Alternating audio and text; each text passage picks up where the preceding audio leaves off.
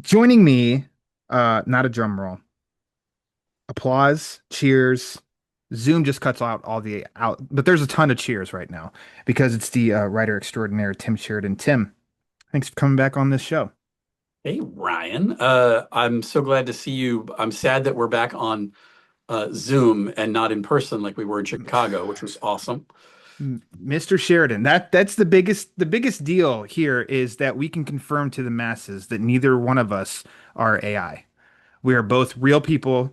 We had real lunch together in Chicago at hmm the C2E2 con. Uh, Lovely, It lovely. wasn't very No, good though. Like it was, the company was good, but the food was not good. It was was not good. fine. So maybe that's my expectations for food is not very high. Mine was good. Yeah, look, I'm city folk. Yeah, yeah, yeah. I'm fancy city folk. I'm Hmm. accustomed to a certain level of excellence in Yeah, dining I understand. that, I don't think we really achieved when we were eating whatever we were eating.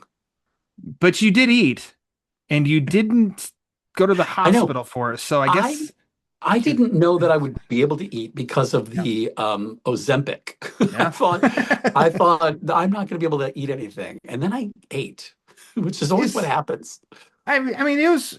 I understand the expectations too, because it was a place that, I've watched enough cooking shows now that if it's a restaurant, it's like, why do you think that you can serve six different types of food, specialize in one? And this place was like, no, we've got it all. And so that's not exactly going to say you're going to get the best of the best, but the company was good, and that's all that truly mattered, That right? really, to be honest, I mean, we're having, I don't know. This is the most boring intro to a podcast that I think anybody's ever. They're talking about what they ate at a Yeah, convention, this is what the but people want. but it's what the people are asking for. But Yeah, but in all seriousness, though, it was really, really nice to connect with you and see you there at the show absolutely. and to be able to hang out in person, which was really cool. So There's definitely ditto, and to also have that because I've done it with friends that we talked for years via Zoom calls and texting and stuff. When we finally all met up, and the fact of like, oh no, it's not weird. We're like right. it's like It's we're like just like online online. dating. It's like online dating. It's like, Yeah, well, we gotta like meet up and make sure that we're not crazy people and yeah, that this is actually good. Like it's the hmm, same thing with online friends. yeah. But the What a relief. happily it was as though we were all had always been hanging out and Yep. just It something. was it was nice. And my friend that I brought with us that went to lunch with us, boy, he still talks about it. He was the next week at work, he was saying The like food, though. He talks about the food. He he talks really about the loved it. food. Yeah, his great food. But he said like Ryan, he's like the mayor of C2E2. It's like he just knows everybody. He took Mhm. a famous guy to lunch and I got to be there for it and he talked to blah, blah, blah, whatever. And I'm like, oh my gosh. But He took a okay. famous guy to lunch. Who did he take? Oh, he said that you're famous.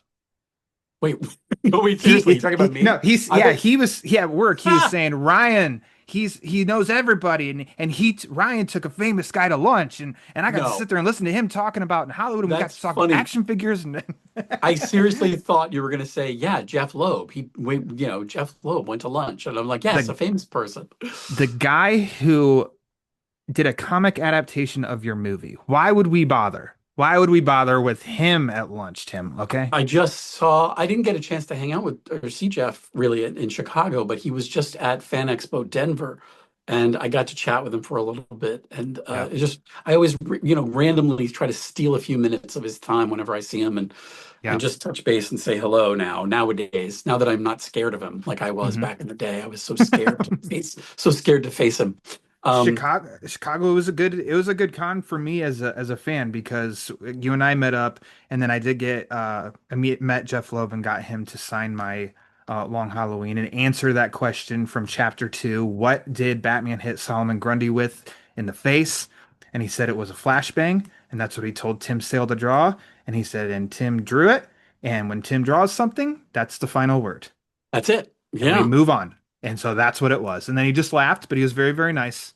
That's really So I great. was very He's happy. he's always so nice and just kind when I'm talking to him, and I'm still always expecting him to just drop the hammer and say, Yeah. well, I love chatting, but your movie, makes my skin crawl. Like I'm just waiting for that. But he's never says that. Unbelievable. He only Why says did nice you not things. bring Alberto back? Why was he dead? Why did you kill him?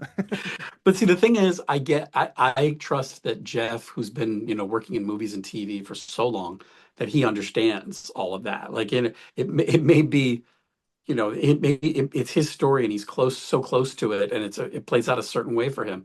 But he understands the limitations and the Yeah. changes that you kind of have to make adapting something for the screen. And I'm sure that that's why he's so kind about it, because he makes allowances for that stuff. Other people wouldn't see it the same way. I'm sure he does. I only speak from my own, my own experience, not experience, but my own assumptions on that Yeah. as somebody who's written stuff and created stuff. Like I feel like what I will do the day some young whippersnapper comes in and adapts something I wrote, and Yeah. I'll just, no matter how good it is, I'll have a lot of notes, you Yeah. know. But maybe Uh, he's not like that. I don't know. I don't know. But he's anyway, got it's nice to notebooks, see him. notebooks of notes, and he's like, just like, nah, today's not the day.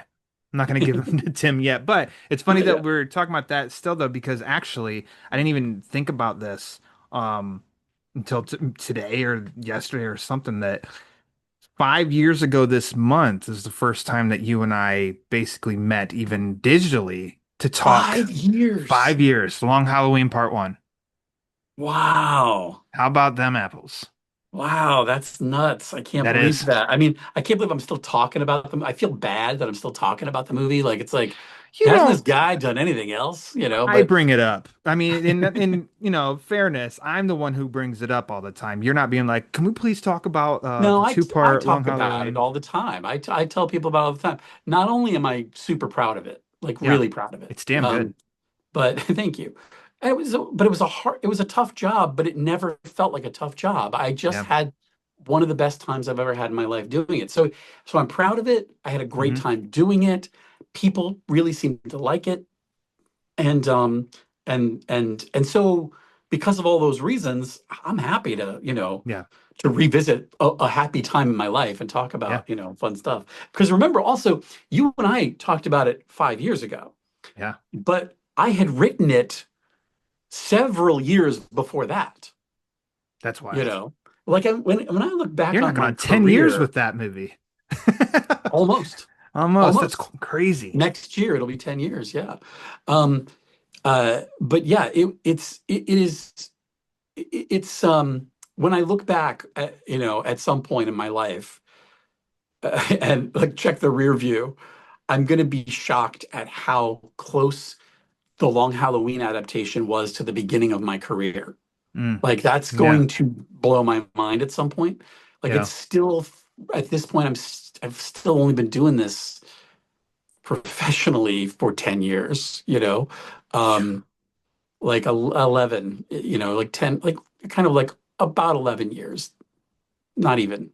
Um and yeah, so when I look back on it, it's going to look like that was right at the start, you know. He Hopefully he I'll do more peaked stuff. so early, it just didn't get any better. Totally. That's the other thing. Well, let me tell Yeah. you, after the strikes out here and like everything kind of shut down, and like right now I'm working on a TV show again, which I'm happy about, very happy about.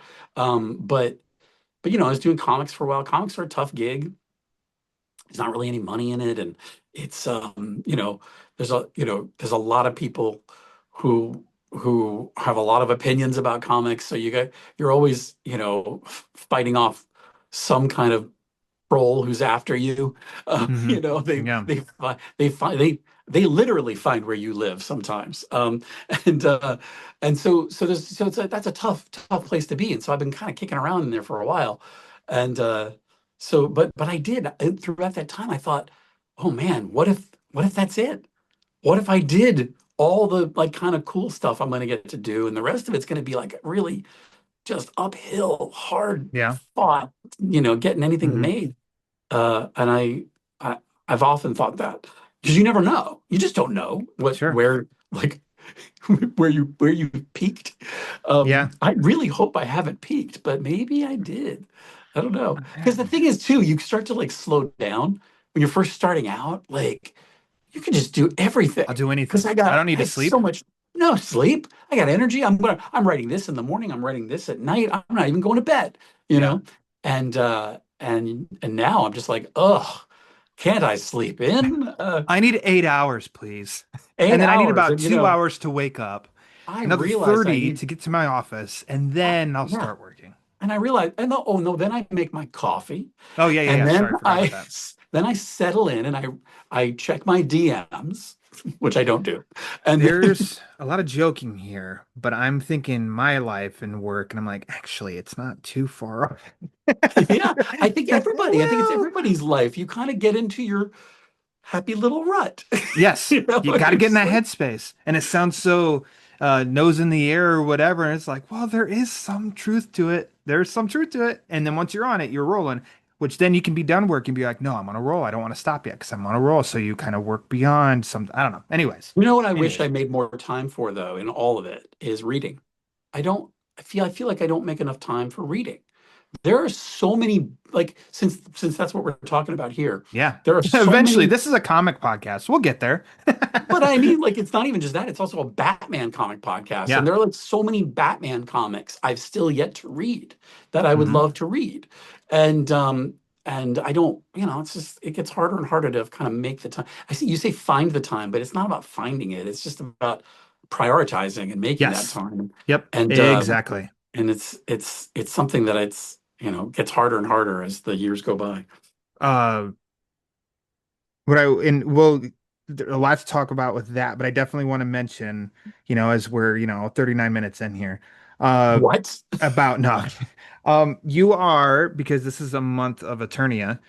You are. I would definitely that was my way to reel you in here was to talk to mention your new comic series.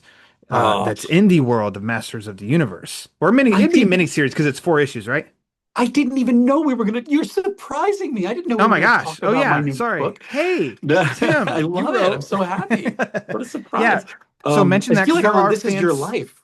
Yeah, there are fans of uh He-Man listening to this have probably seen the movie about 10 times. Some know this is out, some Okay. are unaware. So go ahead, talk So about it, let's talk mention about it.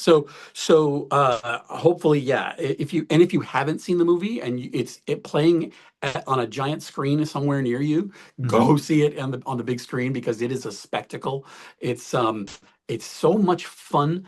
I tell the first thing I thought when I left that movie was, I don't think I've ever had so much fun eating popcorn. Like Nice. it's a movie. Like I love going to the movies and having a great Hmm. time. The soundtrack is kick-ass, and the Hmm. fights are so cool, and the designs of the characters and like the makeup and costumes, it looks like the toys come to life. I can't believe Trapjaw looks like the action figure. Like he Hmm. looks like nobody had to re-envision him to make him more realistic or gritty or Let's whatever. Like ground it's him. Let's ground him here. it's ground Trapjaw. Like no, Yeah. I mean he looks like Trapjaw, like that you mashed with your He-Mans as a kid. Like I love all of that so much, and I got to had an opportunity. I had worked on the Kevin Smith Revelation and Revolution TV shows for Netflix. I had done the tie-in.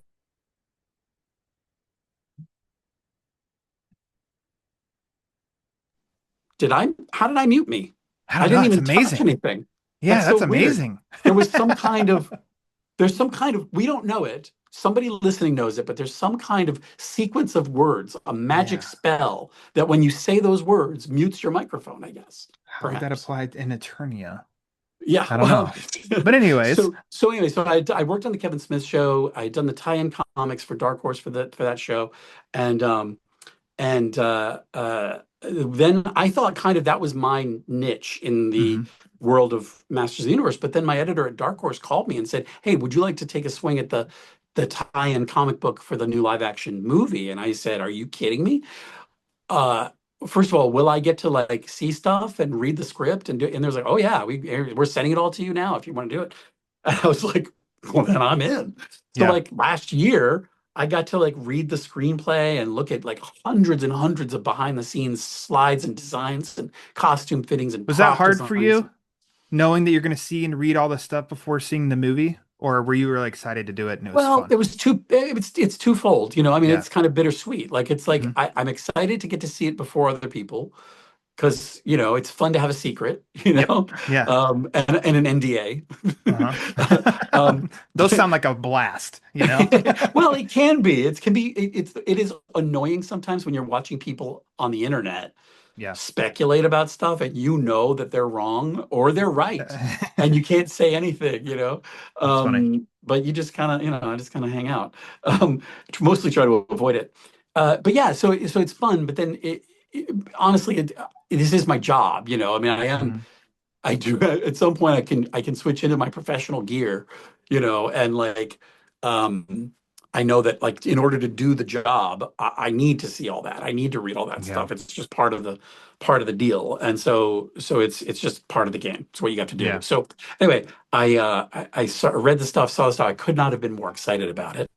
I came up with an idea for a story in not a prequel, not a sequel, but like a midquel, like something that takes place in the middle of the movie. Like there's a time jump that happens right after Act One in the movie, and I was like, while the camera goes over here, like and it jumps forward in time, like what if I keep the camera over here for a little bit and kind of tell a little bit more of the story of maybe some of the characters we didn't get a lot of in the movie, but that we want. It's a movie. Not everybody gets as much screen time as like Yeah. He-Man, you know? So I thought comics are a great place to do that. So that's what I did. I just wanted to be additive and give fans who love the movie like a little bit more. Like, you're gonna have to Yeah. wait. If they're gonna make a sequel, it's gonna be a while before you get to see it. So comics let us, tell you a little bit more, do a little bit more fleshing out of the thing, as long as Amazon and Mattel and Dark Horse are into it.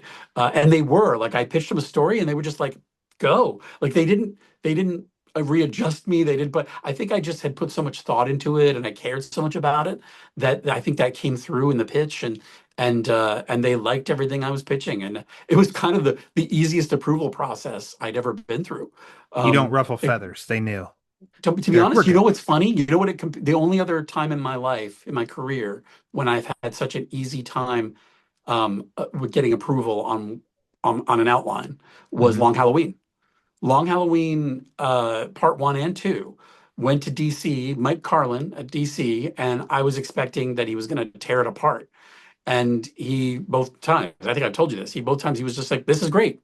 Keep going. And I was just like, what? Like, where are the notes? And so it was the easiest approval process I'd been through. This now is like the next easiest one I've ever had. Like Nice. they were just like, yeah, go ahead. That sounds good. Let's do it. That's gratifying. I mean, It, like it what well, your work, like no notes, hardly any notes. Well, It's like, wow, let me tell you why okay. it's so gratifying is because it doesn't like so much of my job is working in IP, working for people, big Yeah. licenses and stakeholders. They have a lot of ideas and opinions about what they want to do usually. And so it doesn't always fit with what you want to do. But in order to keep the job, in order to get the thing made, you kind of have to play ball. You have to figure out how to satisfy their concerns and their notes with the things that you want to do. And so sometimes you kind of end up with a Frankenstein monster at the end of it, of a thing that isn't exactly what you wanted to make, Hmm. and it's not exactly what they wanted to make. And it's just sort of what it is now. So when you get to make the thing that Hmm. you pitched, that you is in your heart, that you just, this is the way I want to tell this story, and they let you, it's not just gratifying, it's just an easier time because you're in love with it the whole time through. I Hmm. was in love with writing Long Halloween the whole time through. I was in love with writing The Wings of Fate, this Masters of the Universe book, the whole way through. I Good. also asked them, I was like, do you have an artist in mind? They said, no, do you? And I said, yes. And I knew exactly who I wanted to work with, which is a guy named Will Sliney, who's a brilliant artist out of the UK, not out of the UK, but he's out of Ireland. He's often in the UK. He was just there for a signing. That's why I said. But um, but oh my God, Irish people are going to be like, "Are you kidding me? Did you really just say the UK?" Um, Damn uh, Americans. oh no, I know the difference. Yeah. Um, but yeah. So anyway, so he's wonderful, and he was just a dream to work with. Like he's a lifelong He-Man fan, and he's never gotten to work on it. He's a Nice. hugely accomplished artist, and everything. The whole process has been a joy. So issue number one of four is out now, and depending on when this drops. Issue number two will be coming out soon, and or it's already out. I don't know when you're dropping this. Um, Issue two is coming out soon. okay, There we good. go. And it's a fun, in some ways it kind of has some parallels to the movie. It's about a hero's journey, kind of the way that Adam goes on in the movie, except this time it's with Orko, who's a character I care a lot about, and we're getting to kind of go back and see sort of the origins of Orko as a hero, and choosing to answer the call to action and walk or float, in his case, the path of the hero.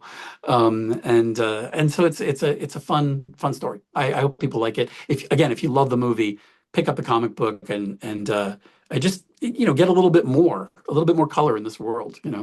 Big fans, it would seem like this is odd, but perhaps someone hasn't seen the movie yet. Can they jump in the comic and still make sense of it? You absolutely can. Yeah. There's not it's not yeah, there's nothing that's like so integrally, Yeah. it's so integrated into the movie that you're not going to understand it, kind of like the way you read comics, where it's like, Hmm. there's a whole period of tie-in, comics that tie together, where you're just like, wait, how many of these do I have to read to understand the story of this event book? Yeah. um like, I can read the big event, but I'm not understanding all the details because I didn't read Yep. so and so's title. This isn't like that. You can absolutely jump in. However, I think it's better Yeah. if you've seen the movie. You're just kind of it's going to be more fun because it's like, oh, good, like this is more. This is something else I can sink my teeth into now, and you Yeah. know. Okay. So yeah, I mean, I recommend seeing. I Yeah. always recommend seeing the Of movie. course. The movie's a great time. See the movie. I certainly recommend picking up the book, but you can read It it without is. seeing the movie. Yeah. Somebody wrote a review on it, said The Wings of Fate is the long Halloween of the Masters of the Universe. Like, I don't know. Did I don't know. did you Whoa, write a whoa. review for this? I didn't know Um, that. R for I don't know. I don't know the guy. I don't know the guy. Don't know the name. Don't know the email. I think it might be a Name is troll. But Ryan Heyer, oh, right? Ryan Lion Rower. That's what it is. Okay, Lion this guy. Rower. Lion Rower. That guy. Okay. So, Masters of Lion the Universe. Rar. Right. Yeah, that's me. Oh shit. Secret's out. Okay. So now let's talk as if those weren't the reasons that you agreed to sit down and talk to me today. Um, Agreed. It was a long negotiation with my yeah, lawyers. We figured it out finally, and here I this was am. actually going to be a year ago, which would have made no sense because the movie wasn't even out yet. But we're Right. finally here to talk about a story called Batman Blink. Now, this Yes. one, let's see, written, I should say first, written by Dwayne McDuffie. You've got a lot to say about Dwayne McDuffie, and we'll get there in a second. With Yep. art by I Oh, Samix good luck. Val S. That's the rule for this show. Don't know how to pronounce it? We go with the first letter. Val Let's S. also spell it for people, which is Oh, Semeiks. okay. Semeiks, maybe something like that. I'm Yep. sorry that I don't know. Val S. That's why I will stand by the Val S. This, let's see, we're going to talk two stories. The first one is just Blink, released in the Legends of the Dark Knight issues 156, 157, 158, and then Don't Blink, the sequel. Not long after that, released in Legends of the Dark Knight issues 164 through 167, obviously released physically. They are collected together in a trade paperback. They're available digitally on the DC Universe Infinite app and also collected on my favorite app of all time, Hoopla. And these came out WDC. in 2002 and 2003. Whew, all of that. So first off, I got to ask you, Tim, which version did you read for this? Wait, came out in 2002 and 3. Hmm. I thought it was The Legends of the Dark Knight issues? Legends of the Dark Knight came out in 2002, 3. But this story came out in like 2011, 2012, 2011, something like that, right? No.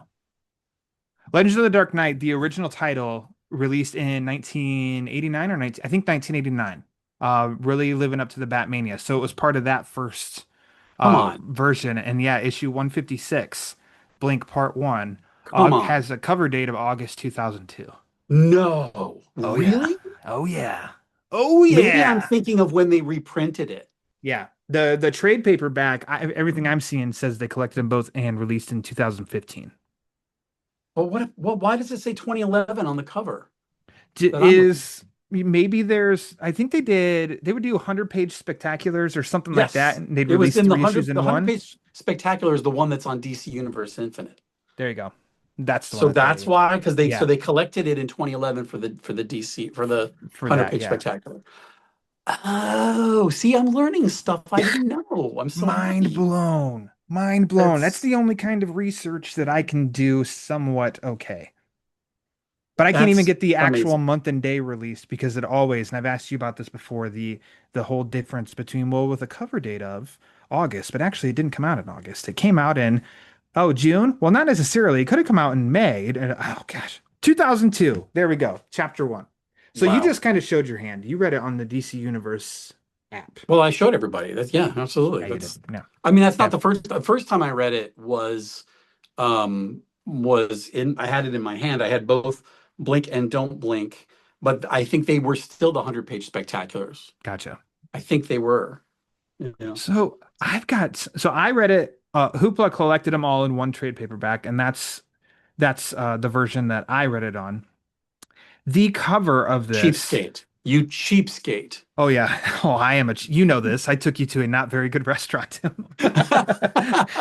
So the cover of the trade, I think it's the cover of the 100-page spectacular of the Batman and Blink. Yeah. Whoop, there we go. Mhm. Um, I have some version of this. I don't know if it's the first issue of this, but I mistakenly thought that this was one of those IP mashups, and Blink was just some character I didn't even know about, and Oh, I was not interesting. in the mood for it, and so I put it away in my long box, and I never read it before. Wait, you never read it until when? Never read it until now. Until then? Until now? Till now. Yep. The Oh, first wow. time. Because I haven't even read all of the 210, 15 issues of the Legends of the Dark Knight run. And I constantly praise that as a title that has so many good stories in it. I haven't even read all of those. And so I've never read Blink. And I guess I didn't even know there was a Don't Blink. So, Mhm. uh, you just answered, we both just kind of answered. Well, when did you first read this then? Oh, yeah. So here we go. So I wasn't obviously aware of it in 2002 or 2011 because it was handed to me by my friend and mentor, writer producer Jim Krieg, Hmm. who was the first guy that hired me in television for a show called Justice League Action. And then we wrote the Reign of the Supermen adaptation as a movie. And um, it was while we were working, I think, on Reign of the Supermen that it was the first time I'd adapted comics to a movie format. And so I he handed me Jim was friends with Dwayne. And by the way, I'm friends with Dwayne's wife, Charlotte. And so I know Charlotte, but I never met Dwayne McDuffie Hmm. before he sadly passed away. Um, but everybody I know in all the people I came up with in animation, like everybody knew him and everyone loved him and spoke highly of him. And um, and I think there's always this sort of he left this sort of Dwayne McDuffie shaped hole in this, these in this part of the industry. Certainly, certainly in comics too, but definitely in animation. The folks in animation really felt like Dwayne was on the verge of inheriting it all. Like he was just going to be dominating in this Hmm. part of the entertainment universe. And there's sort of this unfinished business quality. There's this feeling that hangs around. And so I kind of experienced that coming in and people talking about him. His name would come up in meetings. You'd say, well, here's what Dwayne did, or Dwayne used to say. And then they'd tell personal stories about him. And he just sounds like the most, I wish I'd gotten to meet him. He just sounds like the most interesting guy. And what a career he had. But Jim, I was grappling with the idea of adapting comics to a movie format. and trying to figure out how it made sense. Like I went in guns a-blazing and said, we're going to make the most comic accurate panel for shot. Like it's going to be no people aren't going to be able to tell the difference between the movie and the comic book. And Jim is like, what? Like that's you can't do that. It's not possible, and you shouldn't Hmm. try because it's a losing battle. And he's right. They're Hmm. completely different media. Like it doesn't make sense. Um, and he showed me the ways that what we actually have to do, which we what our job is to make you feel the way you felt the first time you read the book. Make you Yeah. make it true to the themes and the ideas and the core of the thing, but still let it be a movie. And there are lots of things you have to change and decisions you have to make that are going to take it in a different direction because of that. And you got to be right with that right from the start, is basically what he was teaching me. Anyway, he handed me Blink and Don't Blink. And he said, you should read these because I just so you understand the difference between comics and movies.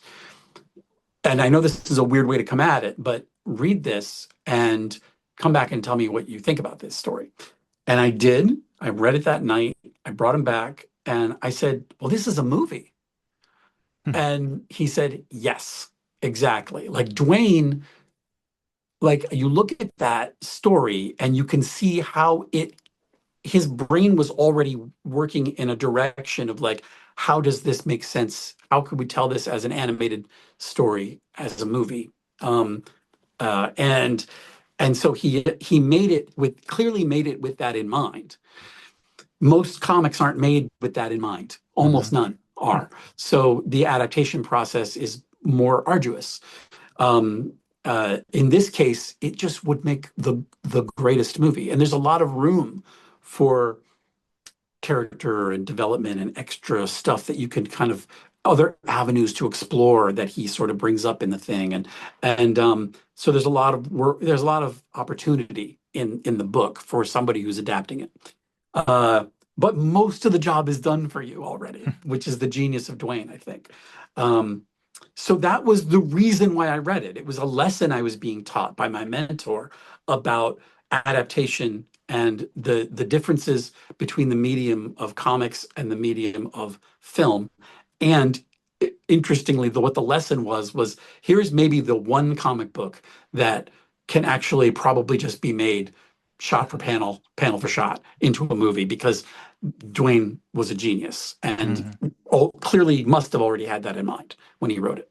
I don't know. I won't. I don't know. I don't know that for a fact, but I that's what we glean from reading it. I don't know where I mean I know this year we have coming up Nightfall. Um and I think Jim Krieg is a part of that as well as Jeremy A Adams. big So I'm part of it. Yeah. gonna find a way to dupe both of them, trick both of them into coming on here somehow. Maybe not together. To dupe who to come on? Jim For Jim and Jeremy. Not at the same and time, but Jeremy. separately. Yeah, gonna dupe them If you both get though. them on at the same time, you will never get a word in. Yeah. Maybe You that's what know, the people want. maybe that is what the Maybe. people. We'll Yeah. try. But I don't know where DC animated movies are going after, since Away, maybe? I don't know. exactly. I mean, I have no idea. So it is, of course, it's a thing of like, oh, this is, both of these stories. We'll get into can they work as, as one and whatnot. But an animated adaptation, I could totally see it through here. And you kind of maybe answered, I don't know, the last question here, and then we'll say goodbye and we'll be done. But Great. why why is this the Batman story you chose? Because this wasn't the first one. There was one as you're talking about finding time to read, or there was Yeah, a but story that I've done we won't talk before. about that. We're not going to talk Nope, about that. not going to talk about that one. But I would love to because I do love getting somebody's perspective of a story that I know extremely well, Mhm. and somebody else reading it for the first time. Whether they Yeah, like it or not, I it could had be a cool never conversation. So, that other story, which we're not going to mention because mhm, there are clues in that I don't want anyone to pick up on. okay. Uh, but that story, you're getting all flustered over there. But yeah, I haven't read it, and so I'm really interested in Yeah. checking that out. In fact, I say I haven't read it, but I actually started reading it last night. Okay. Cool. Um, yeah. You know what? Down the road. Let's Oh, continue to be wait, friends and we'll talk. yeah, way down the road. But So yeah. how did you decide upon Blink then. Because immediately when you brought that other Yeah. one to my attention, I said, yeah, it was like that fast. And you're like, well, how about this one? And he brought up Batman Blink. Well, because I think of like what are my favorite, Batman stories, and also to be honest, I didn't know, and I asked you, but I wanted to obviously pitch you something that you maybe haven't covered. Yeah. And so it was a little bit of like what are my favorite stories and what's one that maybe you might not have done on the podcast. And so I just pitched it, and you were like, yeah, that's a good one to do it. 281 episodes. That's what this one is, Tim. And 281 and honestly, somehow haven't done it. somehow you haven't done it, and I have to say, like, we should do it for so many reasons. We Hmm. should talk about it, and chief among them is to remember, you know, to remember all the contributions of Dwayne McDuffie. Like, Hmm. we should always talk about Dwayne McDuffie, his contributions to comics and animation, and because that stuff stands the test of time. It's always going to be good. It's always going to be worth visiting, revisiting, and taking something away from. So, or taking things away from it. I mean, but yeah, it's to me, like, that's a perfectly good cause. The worst thing in the world would be for people to forget that Dwayne McDuffie, who they may know from animation, Hmm. had a big career in comics. Yeah. And So, that was kind of cut short. and you're talking about, as we're talking about Dwayne McDuffie, I mean, a couple of credits on here are multiple episodes of Justice League and Justice League Unlimited, Young Justice, for the comic adaptation of All-Star Superman. But my two highlights are Justice League Crisis on Two Earths and Justice League Doom. I'm a big fan of both of those movies. And think especially Tower of Babel is what Doom's based on. And I give a lot of props to someone who adapts something better than the source material because a lot of people revere Hmm. Tower of Babel, but I think Doom's better. It's kind of like Judd Winnick did it with the Under the Hood story. Yeah, But he did like he wrote both. So that was impressive of I like the comic story, but man, you made the animated movie one of the best Batman animated movies, I think. And I think I think that is a great adaptation and also elevation of the source material too. I I think. really, really like that movie. Yeah, yeah, yeah. No, I agree. I think that's a really interesting way to put it. It is an elevation of the material. That's a rare thing. That's hard to find. Yeah. But it doesn't surprise me that Dwayne would do that. So when we finally getting to the story, Batman Blink. So finally dove in. I'll say right off the bat, I was very surprised by the tone because it has a very, I don't know if you can think of right away, but like Scott McDaniel Mhm. is how I feel those early 2000s like comic or not comic cartoon series. So I'm thinking of The Batman and Teenage Mutant Ninja Turtles 2003.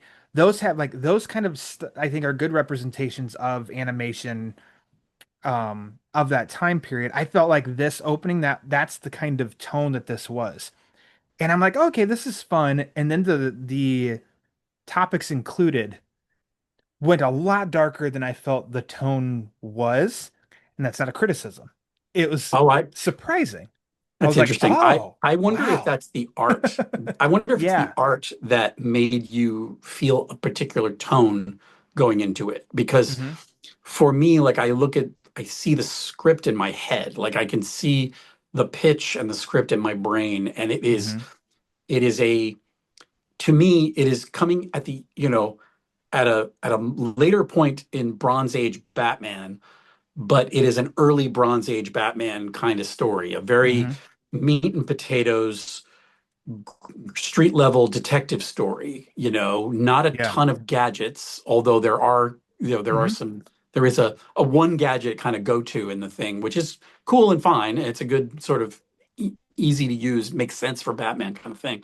But Yeah. no, it's not a it has it occupies a particular place tonally for me, which is kind of these great Oh, the it feels like the Dwayne McDuffie run on Batman that would have Hmm. happened in, the early 80s or something, Sure.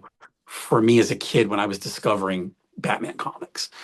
Um, so that's the thing I love about the tone is it feels like a real it could be a live action detective movie.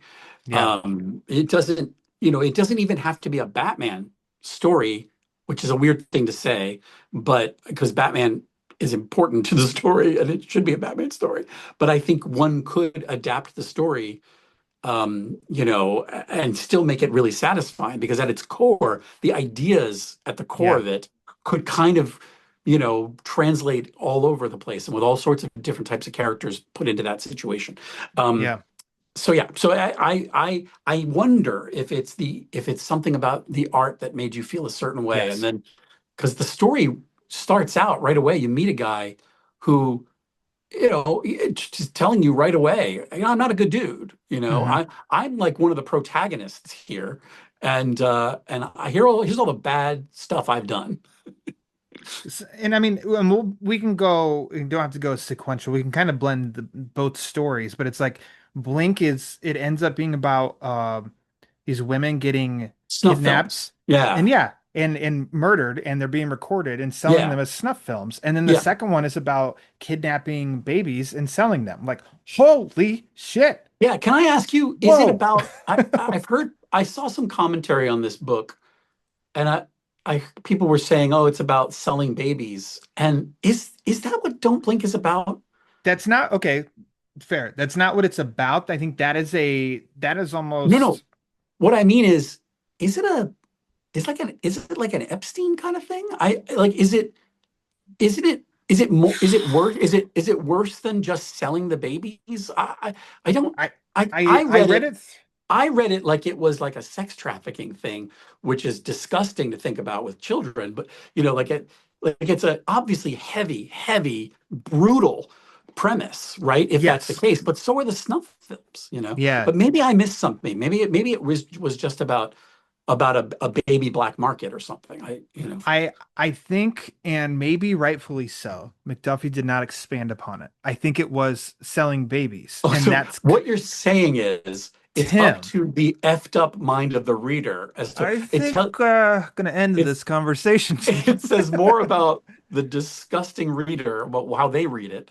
Um, well, I guess I do though, like as a writer, I do go to the nth degree. Like I'm like, Yeah, well, what's the worst version of this I can think of that, yeah, and put and then Batman in do that you want to go situation. that far, or do we take it back 2 steps? Yes, I mean, of course, it's where you can go, but I mean, that's also where my surprise a little bit on a lighter tone, a not fun per se, but kind of fun Batman comic. But then you look at what part of the storylines are, and like the very dark, like I could definitely see this being like those late 80s dirty, grimy stories of Batman, and that's the subject matter, and instead it almost is. I do think there's a lighter tone of these early 2000 comic stories and Batman, like they are fun ones, and it's like, and then that's Well, what pops up. I'm like, oh wow, the but it doesn't go fun, too, let's get really yeah, detailed into what's happening. It's like, yeah, it's not a shock comic. It's not like here to exactly. like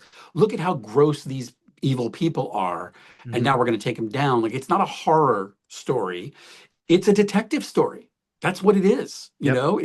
It is that's, so yeah, there's this horrible background of the thing is what they're solving for, what the case is about. Hmm. But the actual panel to panel, page to page story is a detective story.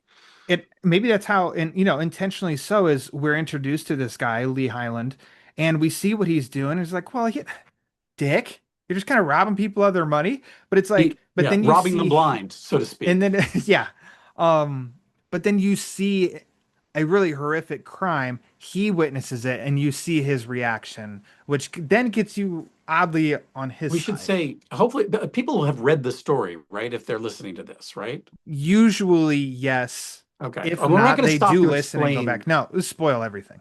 Yeah, we don't want to stop to explain how it is the blind man sees what's going on. You got to read the book. when everybody listens, they know it's spoilers are happening. I'm not dancing around a story that's 25 years old. Well, Like, I just don't yeah. want to leave people behind who, if they haven't read it, they're like, "Well, how did the blind man see something?" Which, by the way, brings up a big question about Don't Blink that we're gonna have to get into. I've got some questions too. Um, but yeah, I mean, I think that's he quickly as we see his crimes, and then he ends up seeing crimes. And for those who don't remember, for Lee Highland, he touches somebody, and all of a sudden he can see through their eyes. So he's seeing their bank account information. So then he can go and rob them, basically. All that blah blah blah blah blah. Boring fun talk, right? But through this one guy he bumps into, he then follows that guy as that guy kidnaps a lady and then is going to, and he's about to kill a woman, and then Lee zaps out because it's like too much for him. And we then we see that he's not that bad of a guy. He's just a little. It's even hard to say slimy, but I mean, like, hey, you're taking money that's I not mean, yours. yeah, he's a petty criminal. Yeah. There are people doing much worse, you Yes. know. Yep. And this is a lot like Dwayne McDuffie. I mean, it's, there are moral absolutes maybe, but like that there are shades of these things. That, I think Dwayne would always kind of get into the morality play of this stuff. Like, what would you do in this situation? How, like, Yeah. would you work with Lee even though he's a criminal? Yeah, absolutely. And it kind of goes to the question of Batman too. I mean, Batman's a criminal in a lot of ways, you know. How dare you? How dare you? A vigilante working outside the law. Yes, fine. Most of the time he's working in conjunction with them secretly. But Hmm. there are always moral questions about all of this stuff. And I Hmm. love that that's kind of not addressed at all. It's just Yeah. there for the reader. It's like, do I trust? You're thinking all through the beginning of this thing, like, do I trust Lee? Like, this guy's a criminal, but then you realize, oh, there are criminals and there are criminals. Yeah. Yeah. Yeah. Yeah. Yeah. And I just think that early on set me on because I mean thinking too of, oh, okay, this is going to be the guy that Batman takes down um somehow, and then it does elevate the story and the plot, and it gets you like, oh, holy crap. Okay, now this is shifted. And you said something about meat and potatoes earlier. I do think there's like these, and not saying easy read as in like it's not challenging or anything like that. It's like it Right. just flows. It was very Yes. easy for me to just No, keep going and blast I through it. will say that. I will say it's an easy read. I mean, Yeah. it's difficult material. It's a difficult like case that he's dealing with, but it's so readable.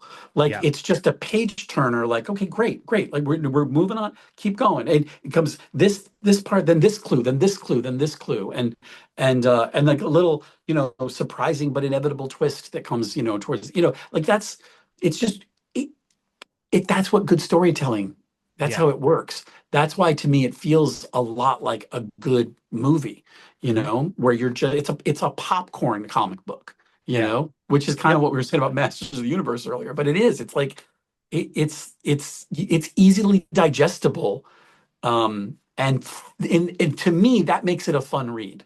Hmm.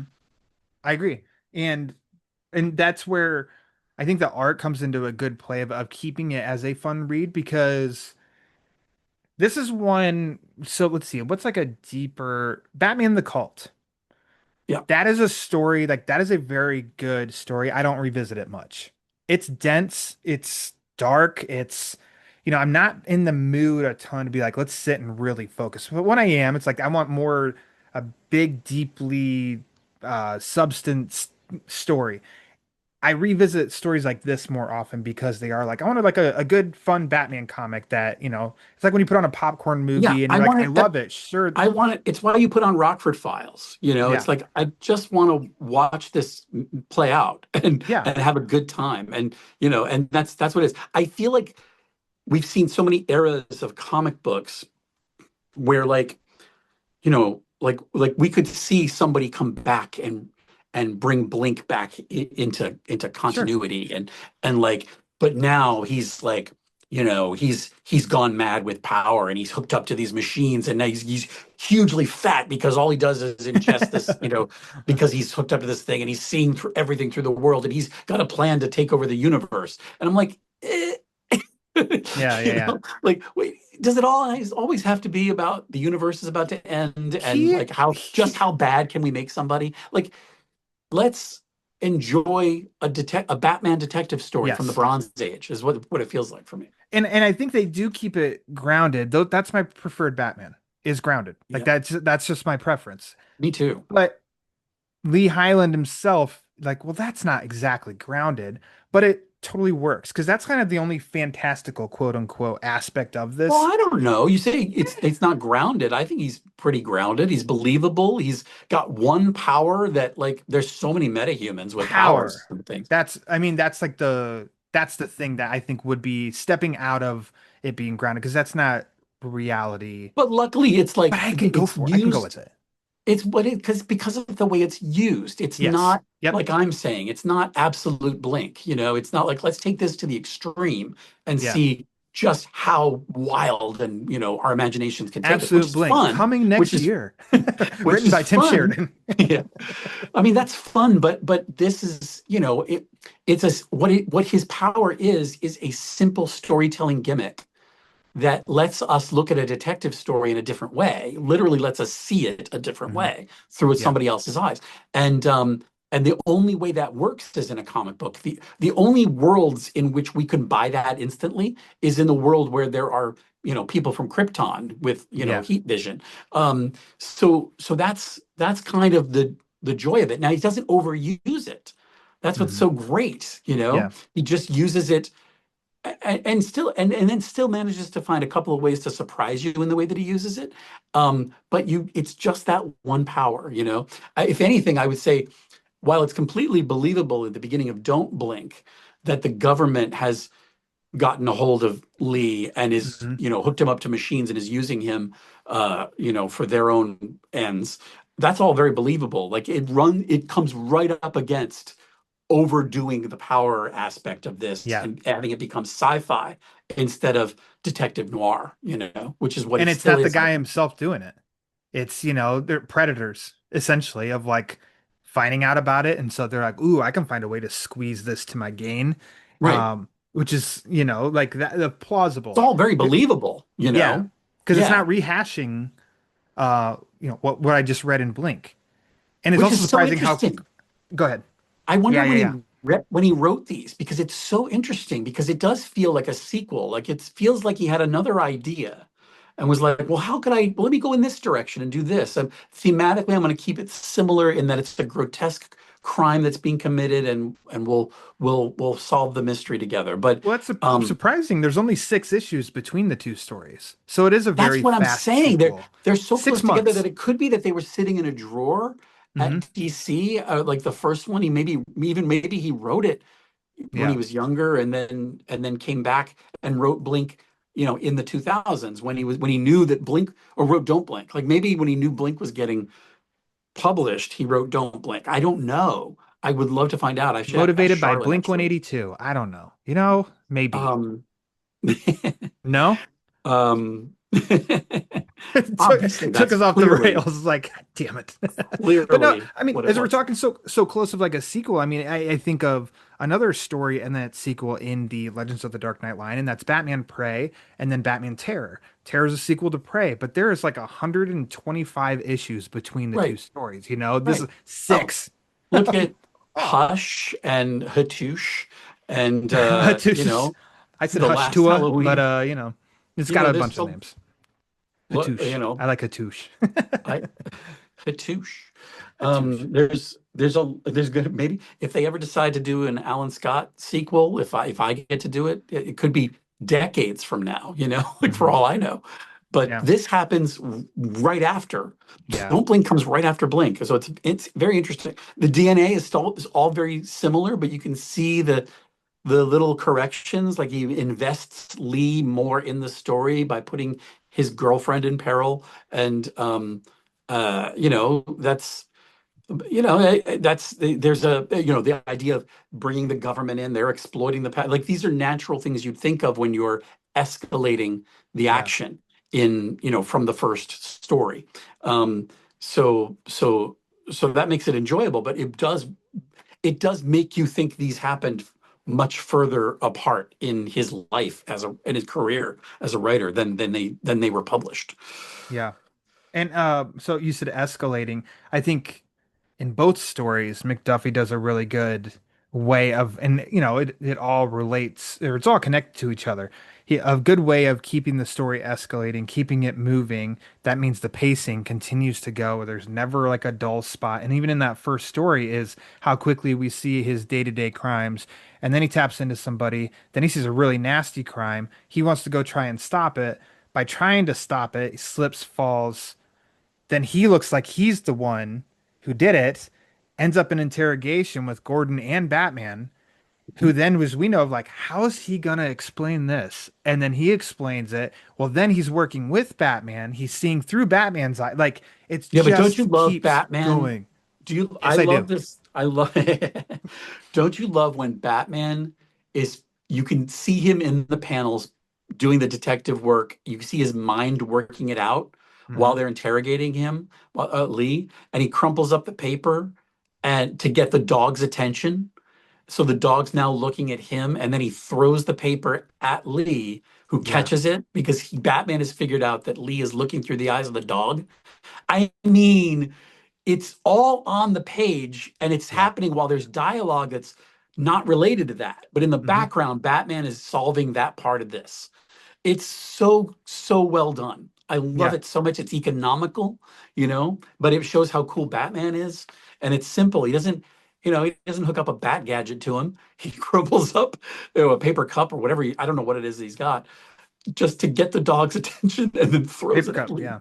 Yeah, Yep. it's That's great. great. It's And there's great. It's so blind smart. and there's blind. You want to tell me, you want to explain how you did that? I'm sorry. You want to explain how you did that? Like, no, it's something along those lines. But yeah, I mean, I mean, as you just said, that's the stuff that is, it's really good. It's like, yeah, you've got what's on the page, but then you got what's not being said, or like what's deeper in the page. I don't know how you want to phrase that. And it's Well, like it's there's just sort multiple of it. layers There, on one there are page. layers happening in those panels where, but of course your eyes are on Batman because you're reading a Batman comic. Exactly. But Gordon's saying something else, whatever. But like Batman is figuring it out, and Hmm. it's just so artfully done. And by the way, that's not just Dwayne, Hmm. that's Dwayne and the artist and the Val S. editor all working together in a Yeah. way that, to tell the story the right way. And I mean, and that just keeps moving because then, as the story progresses, seeing through Batman's eyes, and I mean, it is full on. It's Batman detectiving, throughout, which is, it's what we love seeing because he's the world's greatest detective. Give us some cool detective work. He looks great. He's got short ears on the cowl. Are you a long ears or short ears guy, Well, or don't you care? I will say because there's a middle ground. Like Hmm. there are really long Tim Sale kind of ears, and there are the really short Batman 66 level Yeah, ears. And I don't know. We say ears. Are they ears? I don't really understand what those I don't are. know. The bat I don't know. antennae. Um, Yes, yep, that's what it is. bat antennae. Bat Um, 10. I like the middle. I like the middle ground between those two. I don't like them too long. I don't like them too short. I like them just right. I'm I the Goldilocks ears. I like the Goldilocks ears. I'm so like I don't know. Show me your drawing and I'll tell you if it's too much I or know not what I enough. like. I know Yes, what I like when exactly. I see it. Yep. Yeah. Yeah, because I can, as much as I can, and I try to say this all the time, which I think some people I think can think that I'm just trying to kiss ass and not say negative things. Like, no, because I could stand firmly. I like long Yeah. bat ears, and then somebody can show me long bat ears. I'm like, I don't like that. Well, then I'm Yeah. contradicting. I'm like, I don't know. It I just also think, what ebbs the and biggest flows. Who the cares? answer to all of this is who cares? Like, Who I don't cares? really Exactly. ultimately care about those details at all. Like, that Yeah. doesn't really bother me. What I care about is that an artist is doing what they love and want to do. Yeah. And if they're being true to like their vision of Batman and the Yes. way they're depicting him, then that's what I'm there to experience. I don't want an artist to just ape the Batman that they think I will like. I Yeah. want them to draw Batman the way they want to draw Batman. Well, and you that's know? I've been lucky enough to talk to artists and say I assume because I'm not an artist, I cannot draw, uh, that it is a high compliment when somebody doesn't need any context. They see an image of yours and they know it's your image. Yeah. And they said, yeah, it is. And I said, well then, and then that backs up Val S. Sorry, drew his Batman. So if I see this, I know that it's his Batman. That's, Yeah. basically taking everything you just said and acting like I said it, taking credit for it. That's what I'm saying, Tim. So can we talk about the power creep? Yes. I don't, I please explain this to me because I don't get it. Uh-oh. But in Don't Blink, Uh-huh. Lee and Batman are in the Batmobile, and Lee is he is looking through the eyes of Batman? the Oh, you're Don't Blink. That's right. Don't Blink. in Don't Blink with Clark, Oh, yeah. this guy Hmm. Clark. And Clark goes and picks up a cell phone at a cell phone store and has a conversation with somebody on the phone. And Lee is telling Batman what is being said from both sides of the conversation. Okay. How does Lee hear Mm. what's going on? That's what I can't understand how Lee can hear it. Okay. I didn't even think about that part. It's and I'm scared that that's the answer from editorial. Yeah. Like, oh, rather Yep. than no, see, here's the reason because I never felt like it was explained in the book at all. So I have a small section here, and this isn't detractor, and this is where I'm like, oh, this is worthy of asking because I'm not looking for nitpicks. It's like it interrupts my enjoying of the or reading the story, Well, and I'm can like, I just wait, tell you, hold on a as a second. writer, that's the thing I'm constantly trying to avoid. And I do Yeah. this when I'm writing an outline for executives, when I'm writing something, when I'm writing something, a screenplay, whatever. The worst thing in the world is if I know I've put something in there that's going to make somebody stop reading to have to Yeah. think about something. If you have to stop and go, wait, hang on, which is what I did when he was hearing and translating what he was hearing the guy having a phone conversation. That's death because now they're out of the story because now you've made them question, you've made the reader or the viewer question something that is Yeah. unrelated to that. Now they're going to Google it. They're going to ask somebody. I'm going to ask you. You know, and Yeah. now it makes it tougher to get back. Now I've got to get back into the story again, and that's what you S- don't want. I think to go with that. So there's okay, Tim won. I didn't think about that at all. And now it's like, oh yeah, every time that we see through Highland's eyes, it's black and white. So how does he get colored details? Well, that doesn't bother me because I think I buy that it's a storytelling device in the comic To so that I differentiate, we're know seeing through somebody that we're else's seeing eyes. through his eyes now. Lee might be seeing color for all I Yeah. know. But in terms of making it make sense to the reader of the comic book, you need to have a visual distinction for those panels. And so I'm fine with it being, a black and white rather than, especially because this is such a noir detective kind of story. Yeah. But rather than like, what are you going to do? Put a caption in every panel. Now we're looking through, somebody else's eyes or write it around the borders of the thing, which I had Steve Lieber do once because it was a comedy, so you could do it. Um, but in this case, no, I'm fine with that. What bothers me is not explaining to me how he can hear. When he's how does That's he a hear bigger what's one. happening? Yeah, that's a bigger one. And I mean, he did it also By the way, if with somebody Alf in the is Batcave in the when he said comments, Alfred and he asked who's Alfred. So he can hear because Batman says Alfred. And well, there's Alfred's also, talking to so but also like if I would buy it if he could read lips. They never really said he could read lips. yeah.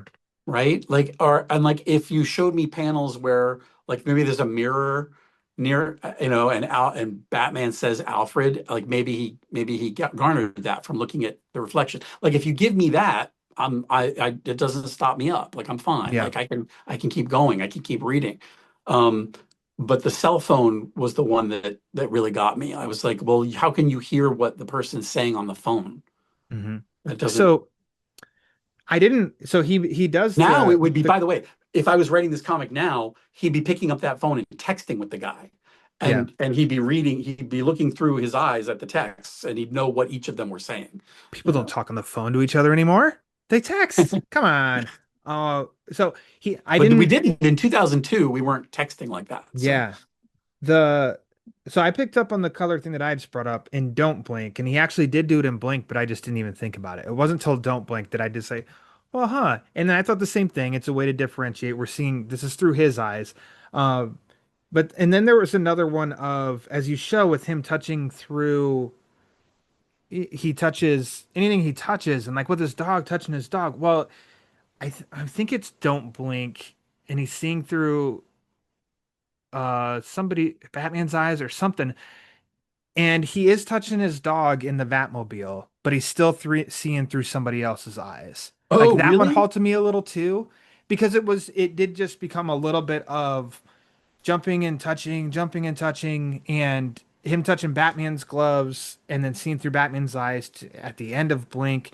He's touching the dog in the Batmobile, but still seeing through Batman's eyes, and then elevating it for Don't Blink and all these rules of how, a snap of a finger, you can see through this person's eyes, and the bad Well, guy's look, looking through his eyes and that eyes. And I started to get a little like, and I'm making it sound like it's so much like worse than it really was. There's just like no, that yeah, thought popped in my head, and I'm like, but the well, now we're getting just a little bit crazier than we it, were in the first story. it goes to the point of like, well, it's going to stop me from reading, which is going to take me out of the thing, and now I got you got to work to get me back in as a reader, right? So that Yeah, can always be death.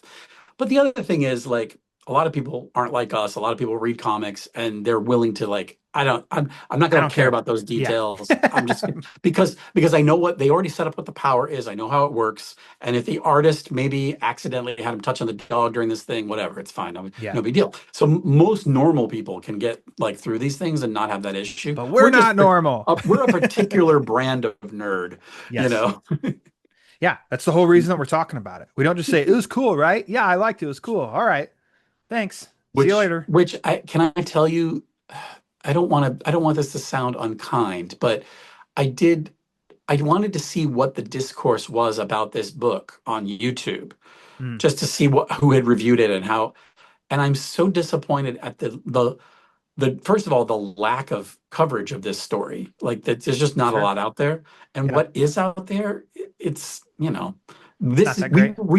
I'm pretty sure this right here is going to be the most in-depth now I didn't look at all the podcasts out there. So there might be a podcast, an audio podcast that I just went to YouTube, Hmm. but this might be the most in-depth serious discussion about this story that's out there That's that's the on the Batman web. Book Club way. I tell you what. We go in depth, really stress ourselves out It about should be. It should irrelevant be. things. This is a story that should be talked about and examined, and people should pay attention to it. And I'm happy that we're doing it. Yeah. I mean, that's all I have when it comes to quote unquote nitpicks with it. And I like yours. I think yours has the most weight to it of the bringing in the hearing factor when it doesn't say I take over their bodies and all their senses. It's only with their vision. So I think By that's the a good way, one. maybe I missed it. Like, if somebody in the comments, like, maybe there's somebody who's gonna be like, "Oh, you totally missed it." Like, maybe there was a line where it was something about because remember he did have power creep Yeah. from what the government did to him, Yeah. and he was like able to see through anybody. He didn't have to touch them anymore. Like, it was a whole thing that was happening. That But then jumps they quite a kind of few buy that levels. back pretty quickly. Yeah. Like he's like, oh, well, now I'm back to normal kind of a thing, and I don't have any of that residual stuff. But they could have easily put in a line that said, but wait, this is weird. It's I can hear them, which is something that could happen in the sensory deprivation tank. I was able to do, and now it's happening again. But and then I would have been totally fine with that if you give me that line, like because What you gave me a mechanism for it. go There's an unexplained power creep that happens from the government putting him in that sensory deprivation tank. go to Jim and say, I got a bone to pick with you. You remember 10 years ago you gave me Batman Blink? Oh, I've got some questions. he won't have any. He's moved on 100 times. Tim, He'll I have to told reread you, it. get out of And my then also, house. even better, the thing about Jim is he'll be like, well, I don't know, who cares? Like, it's like, Yeah. you know what his powers are. Like, it's fine. Well, you need that information. Like, it had to get out somehow, and you'll figure it out. Like, Jim Can we? doesn't. Jim's one of the people who doesn't get hung up on those things. Yeah. I mean, I I'm don't the either. guy who works with Jim, and I'm like, we have to figure out this little nut here, how this turns, because Yeah. this is going to affect all these things. And he's like, bah, you know. I, given the time, I like discussing it. In no way do I have the overreaction. And in the end, I can't say, I don't know, it's just a comic. You know, I don't know, it's Well, just a in the movie. end, Sure, let's talk yeah, about it, but it's in just the a end, movie. it doesn't ruin this book for me to have a Exactly. question about Oh, how his powers creep a little bit. Like, yeah, it's just that I'm curious now that because I work in the business, I'm curious about the process. I want to know if there was discussion about it. I want to know if yeah. there was a thought process to it, or if something just got left out. Maybe a caption didn't make it in. That like I'm just curious. Like but it doesn't affect my enjoyment of this Yeah. story. I love this story so It's much. it's so funny you say that because I mean, you know what I do. I was actually just yesterday or the day before, I called my lady over for I was like, I need an outsider's opinion on this. Watch this. And I was talking about something that was like the framing of something. And I'm like, I understand, and she understands too. She works in like the same field. And I'm like, most people will be like, I don't give a shit. But we're supposed to because we are supposed to look over every panel, every word, every second, every frame on things because whoever sees it shouldn't have the disruption. It should be locked in, watching, reading, whatever, Well, enjoying, and keep going and without speed ideally, bumps. ideally, that's what an editor is supposed to Yeah, be doing on things like this.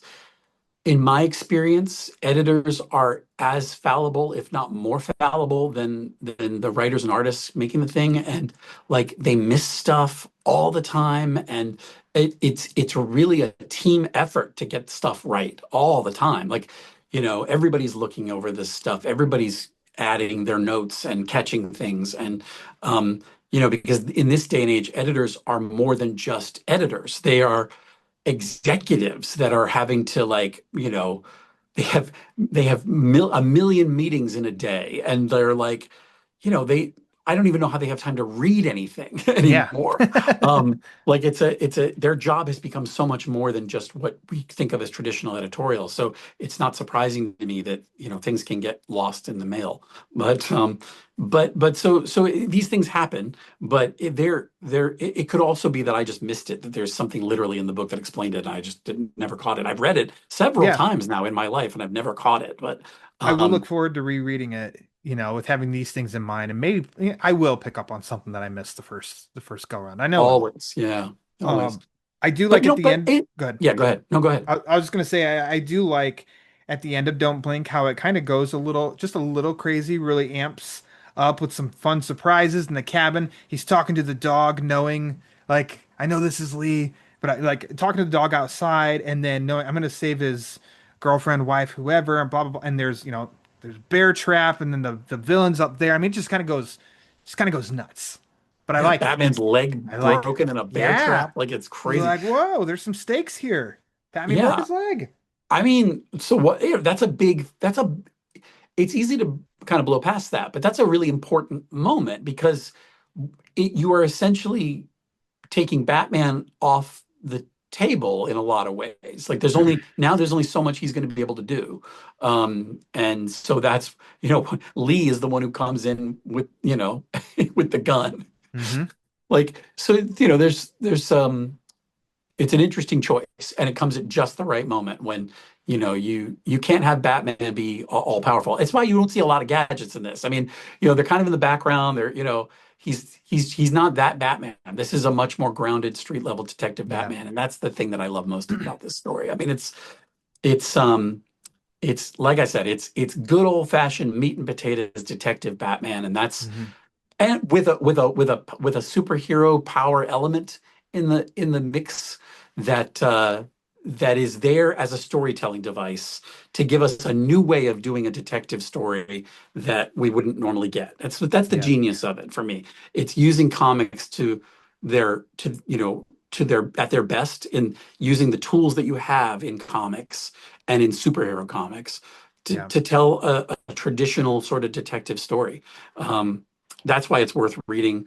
That's why I hope people pick it up and give it another look, or a look for the first time. It is available on DC Universe Infinite, but nothing beats picking up a copy in your Yeah. hands and reading it. So I want to ask you because this you're a good guest to have on for this. The ending of this, in which how you just mentioned it, that Highland has the gun, shoots the guy in the head, kills him, and he tells his lady, but now I'm a murderer. And Batman says, "Are you? I didn't see anything." I didn't Let's see anything. let's tie that to the Long Halloween Part 2 Hmm. ending where Yeah, Batman's talking to Gilda, and I don't remember the words. Apologies, Tim. I don't remember every single word of where basically asking if the killing's done, and then Batman walks up the steps. You said it. I remember us talking about it. Um, and then I think there were some comments too, of people questioning like Batman's just letting a murderer go, yeah, yeah. tying People that ask to that. this ending. Yeah. So, So do one you see one parallels? well, I do. One piece of that was, one answer I have for that is, well, we don't know what happens after I thought that he was a great leaves. point, and not just because you're on here. I thought that was a great point of we don't know if the top fell over at the end of Inception, right? It's up to you. We don't Yeah. know if there were police upstairs waiting to arrest Gilda at the end of that But movie. Like, but who I'll tell you knows? what, I love that people question it. I Yeah. love that somebody watches that movie and sees that Batman or reads that book and like sees that particular depiction of Batman and goes, did he let her go? Yeah. Because it means that you're challenging your ideas of, of what you think Batman's morality is, where the lines are, and what he Yeah. you're thinking about it, and that's exciting. But in terms of plot, yeah, we don't know what happens Hmm. after that. Um, but so it's up to you. uh, I like. I mean, look, there's a real fine point on it here at the end of Don't Blink when he says, "I didn't see anything." Um, Obviously there's a pun there, it's about a blind man and who sees what at any given moment, so it does make Yeah. sense to end the book that way. um, I also think, again, it goes to Dwayne McDuffie's exploration of moral absolutes and right and wrong, and what Lee did is justice. There is something right about that, and so is it so wild to think Batman, who is a criminal, we've established on this podcast? Cut out there. What'd you say? It's interesting to hear him. I mean, if Gordon were there, would Gordon say, "I didn't see anything"? I don't know, maybe. But like, Batman knows that justice has been done, Hmm. and that's his whole mission. Yeah. Yeah. Um, Batman didn't shoot the guy. yeah, If he could. Batman had the gun He, and shot the guy in the head, that'd be one thing, but he didn't. you can't shoot So a guy with a broken leg. You can't. If you have a broken leg, you can't do that. you That's can't do not that. physically It's possible. a I think rule that's the somewhere. lesson. That's Yeah. the lesson we're taking If away you from didn't this. take away anything else from the story, take that away. Okay. I really Uh, wanted to shoot him, but I had a broken but leg. oh, the leg. Uh, um, because I haven't asked you any questions, let me ask you a couple more questions, and I've kept you Okay. longer than I expected, so I'll fly Yeah, I through probably these. should get back to work. Favorite part, and we can say of its entirety. Pick one. They're both pretend they're all one My story. favorite part of the Favorite book. part, yeah. Oh, I already said it. It's Batman figuring out Lee's power during the interrogation with the paper cup and the dog.